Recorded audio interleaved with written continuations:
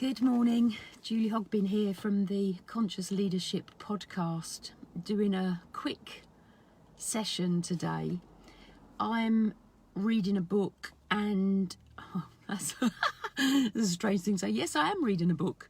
It's around leadership by a guy called John Matone. And I was also at an event yesterday where I was listening to multi-speakers and some things hit me yesterday.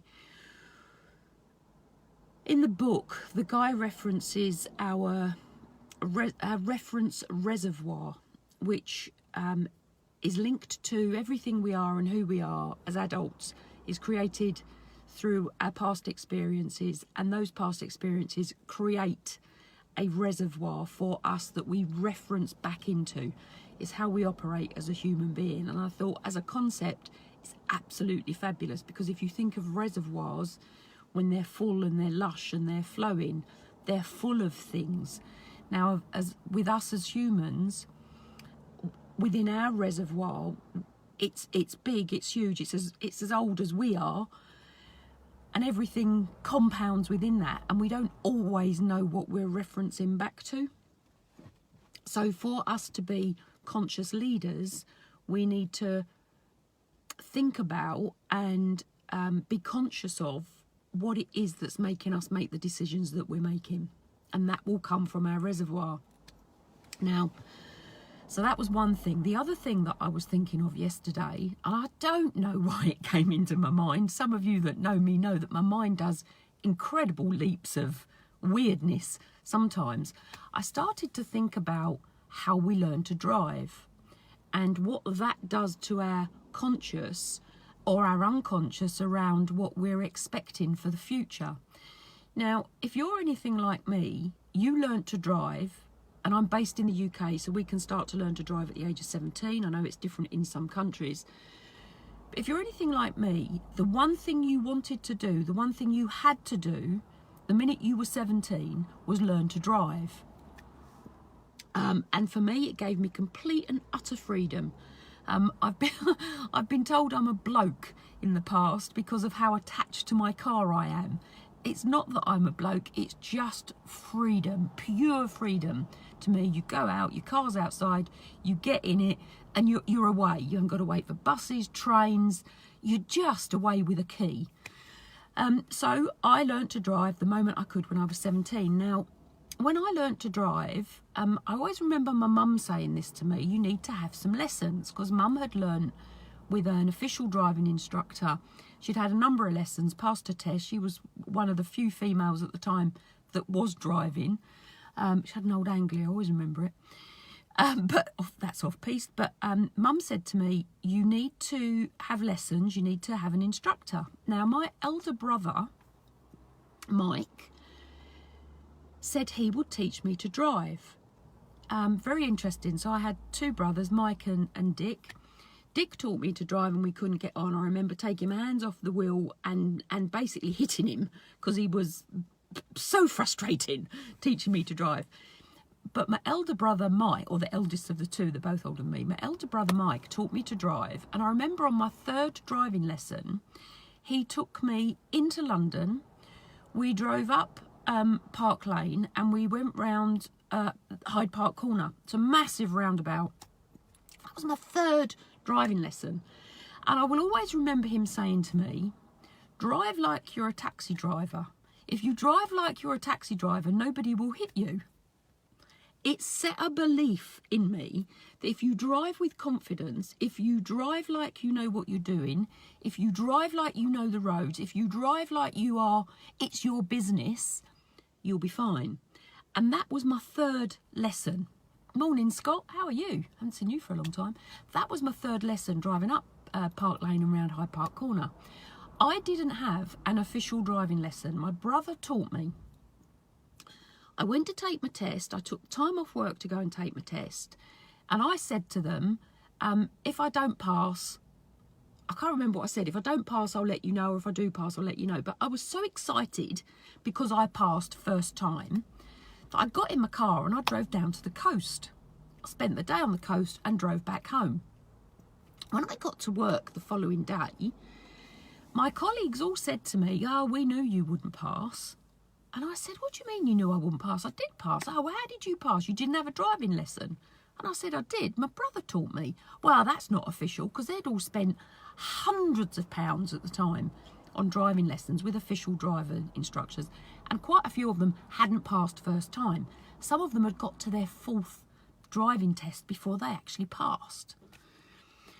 So I had these memories yesterday, and I thought I'd share them, because if you think about that, so I passed first time with my brother without an official driving lesson.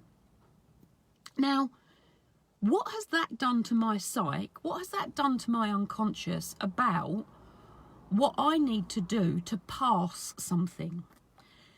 Does it enable me to, does it make me believe, or allow me to believe, I don't like the word make, because nobody makes us do anything, but does it then enable me to believe that I don't have to study, I don't have to do the official thing to get through the exam, to be competent, to be capable? And for all of the people out there that had, I don't know, 20, 30, 40, 50 driving lessons with an official instructor, so remembering I'm driving in my own car because mum gave me one. It was a series of incidences in our family that meant as, and it came from my older brother Mike, but as we got to the age, so me, my brother Dick and Mike, basically were all given our first cars. I'm not saying they were brand new or anything, they weren't, but we were all given our first cars by mum. Mum bought dad a car, and then his got passed down, and I ended up with a Mark 1 Escort, I think it was, CAN 208H was the number plate. I will always remember it. And as I took my driving test, bits were pinging off. It was very funny. Anyway, so if you think about the difference between me, no official driving lessons, and people who may have 20, 30, 40, 50 driving lessons, official driving lessons, with an official instructor, with the car that's got the dual pedals in, I had none of that. What does that then teach them around what they need to do what they need to do? You know, so when we're in this entrepreneurial market, when we're in this entrepreneurial business, and we are running our own businesses and doing our own thing, are we expecting people to tell us what to do, or are we taking the initiative? And it really got to me yesterday, the thought processes of how we learn as adults. I'm doing a Facebook Live every day for 30 days. And I've done one before on adult learning. It's on the podcast when it gets released, so please go back and listen to it, because this is all valuable for us, regardless of how old we are, regardless of where we are, whether we're a teenager, whether we're a 70-year-old adult wanting to do something different. It all affects us, and it all goes into our reservoir of knowledge, our reservoir of unconsciousness, our reservoir that supports us in making the decisions. Where are we making our decisions from? What is it that we've done that creates the decision? Everything that's in our past, our upbringing, our parents, our the influences from social media of our formative years, that forms our reservoir. So please think about how you make the decisions you make, why you make the decisions you make, and just relate it, if need be, to your driving and how you learn to drive. How did you learn to ride a bike? Did you have the stabilisers? Or did you just get on 2 wheels and go? Did you fall off? Did you get straight back on? So when I learned to ride my bike, again, just as a thought process, when I learned to ride my bike, I did have stabilisers. I had a 3-wheeler as a little one. Then I got onto a 2-wheel bike, because that's what you did. And I wanted to be so grown up, I wanted to be on 2 wheels, and I had the stabilisers at the back. I only had them for a little while, and then, because I wanted to be free probably and have this sense of freedom and I don't know, just speed maybe, I insisted that the stabilisers come off. So I remember my dad and my brother Dick taking me round the block on my bike, and Dad was holding the back of the seat, and he let me go, and I didn't know he'd let me go. So I'm pedalling, as you do, and drive, and pushing the bike forward, and then I realised he'd let me go, and I fell off, and I cracked my head on the curb. Now, 2 things could have happened there. One, I could have cried like Billy-O, which I did. I could have said, I'm never getting on that bike again, and I could have run home. But I always remember Dad saying to me, get back on the bike. If you don't get back on it now, you never will. So I got back on the bike and I drove straight up the road. That's my memory, whether I was straight or wiggly or whatever, and whether Dad held the back. But I got back on the bike and I carried on learning to ride the bike. And that was from Dad saying, if you don't get back on now, you never will, because he knew I'd hurt myself. Of course, by the time I got home, I'd forgotten I'd fallen off. But these memories were coming back to me yesterday because they have formed part of my reservoir. Now, if we want to be really good leaders, we have to know why we're making the decisions that we're making. And this is why this podcast is around conscious leadership, because conscious leadership is about knowing why you make the decisions that you make. Why do we use the words we use? Why do we communicate how we communicate? Why do we refer to others or not, as the case may be?